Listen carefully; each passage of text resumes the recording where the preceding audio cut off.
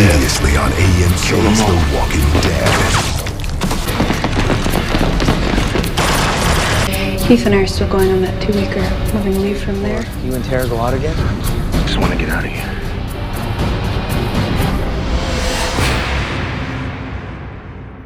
Halo para pendengar dimanapun Anda berada, selamat datang di channel Dalang Film. Pada kesempatan kali ini saya akan melanjutkan alur cerita film The Walking Dead Season 7. Pada episode 9 ini, kelompok Rick akhirnya menemukan semangat baru untuk melawan The Savior. Sekarang mereka sudah bersatu kembali, bersatu padu mengumpulkan tenaga dan bantuan untuk merobohkan kekuatan The Saviors. Film diawali dengan memperlihatkan Gabriel sedang berjaga malam. Nampaknya ia sedang diawasi oleh seseorang saat sedang jaga malam. Tanpa diduga, Gabriel kemudian menuju tempat penyimpanan makanan dan senjata Alexandria, menjarah seluruh isinya. Setelah itu, ia meninggalkan Alexandria menggunakan mobil. Kelompok Rick dan kawan-kawan mencoba meyakinkan pimpinan Hilltop dan The Kingdom agar mau bersatu padu melawan Negan. Ada dua kesamaan dari dua komunitas tersebut. Para pemimpin masing-masing komunitas, Gregory dan Ezekiel, sepakat untuk berkata tidak.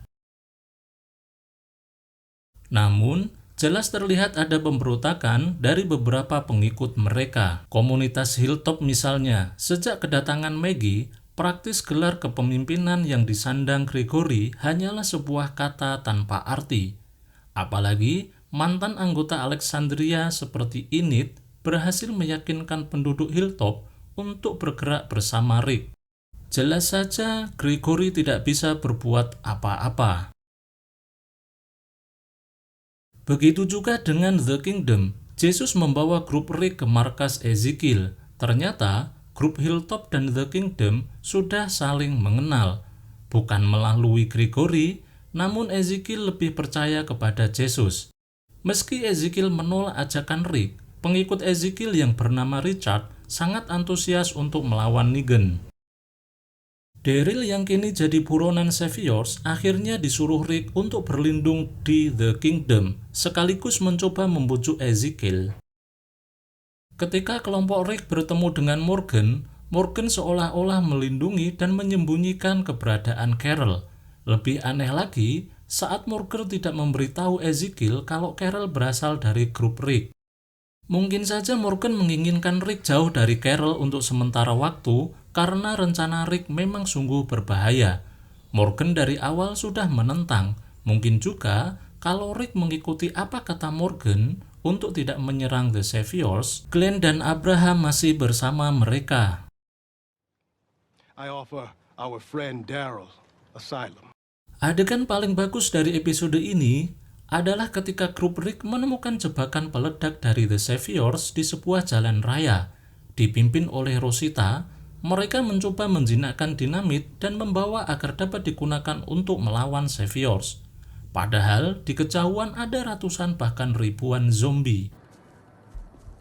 Di saat Rosita menjinakkan bom, Rick dan Mason menghabisi ribuan zombie menggunakan dua mobil yang dihubungkan dengan kawat baja tebal melintang.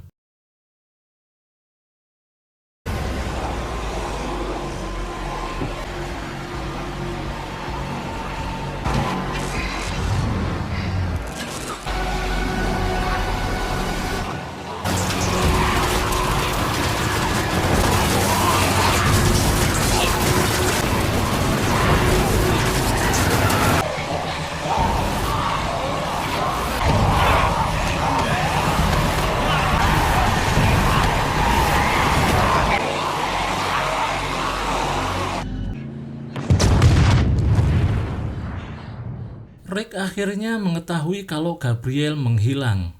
Setelah mendapat kunjungan spesial dari pengikut Negan yang mencari Daryl, We're here for Daryl. We didn't know he was gone till right now. Take some risks. We will. Thank you for the cooperation, Rick.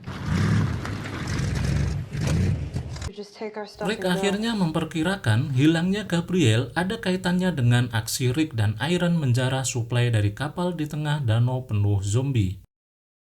Rick dan kawan-kawan kembali ke tempat danau tersebut. Tak butuh waktu lama untuk para jagoan kita dikepung oleh sebuah grup komunitas baru. Jumlahnya banyak, senjatanya juga lengkap. Anehnya, Rick justru tersenyum melihat semua itu. Kita lanjutkan di episode 10. Previously on AMC's The Walking To Dead. ask you to join us in fighting the Savior. It's time to fight. No. This is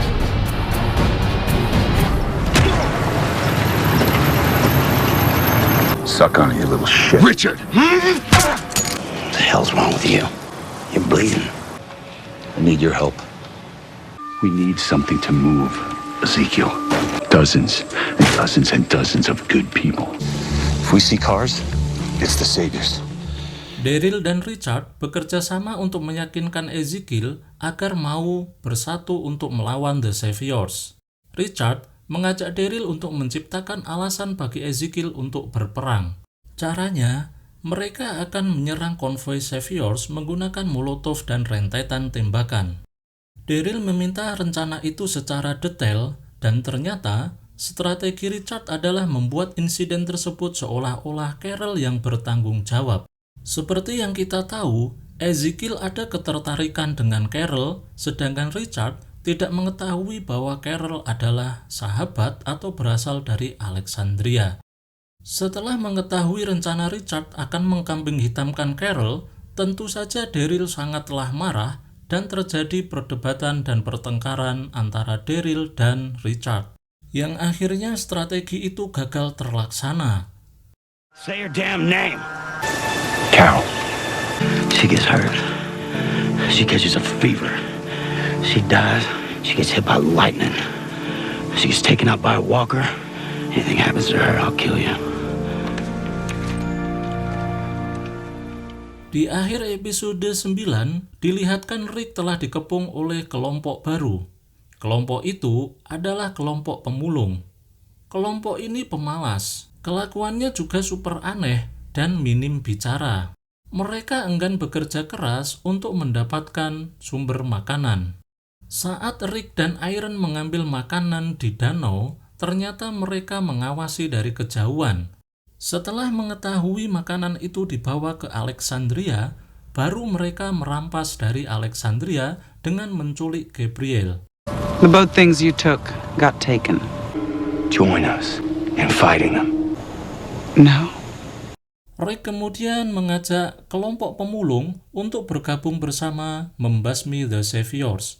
Namun, Jade sebagai pemimpin butuh pembuktian dari Rick.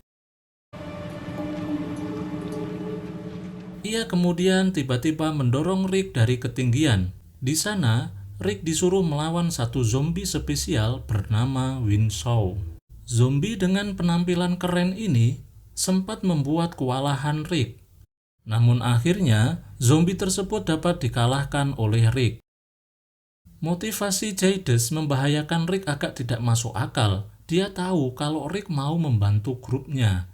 Dia juga tahu kemampuan Rick setelah menyaksikan sendiri peristiwa di kapal. Namun akhirnya Jades setuju untuk bekerja sama dengan syarat Rick dapat memberi senjata api yang banyak dan beberapa persyaratan lain. You believe us now?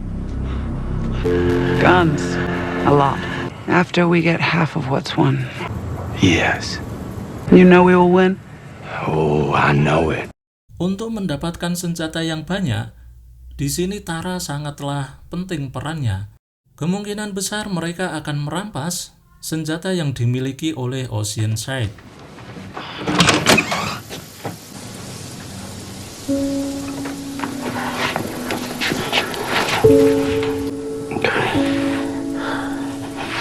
Morgan said you just left. Jesus took us to the kingdom. I saw you. Why'd you go? Kita akan mendapatkan momen yang sangat mengharukan ketika Daryl bertemu untuk yang pertama kalinya setelah mereka berpisah dari Alexandria dengan Carol. I couldn't lose anyone. I couldn't kill them. The saviors, did they come? Yeah, Did anyone get hurt? we got them all. Everyone's all right. Saat Carol memohon agar Daryl memberitahu nasib Alexandria sambil berlinang air mata, Daryl justru tak sampai hati untuk berkata jujur. Kita lanjutkan episode 11. Previously on AMC's The Walking Dead. Single bullet ain't gonna do it. Make me a bullet. Somebody has to pay the price. What is this? This little bad boy made from scratch? You tell me.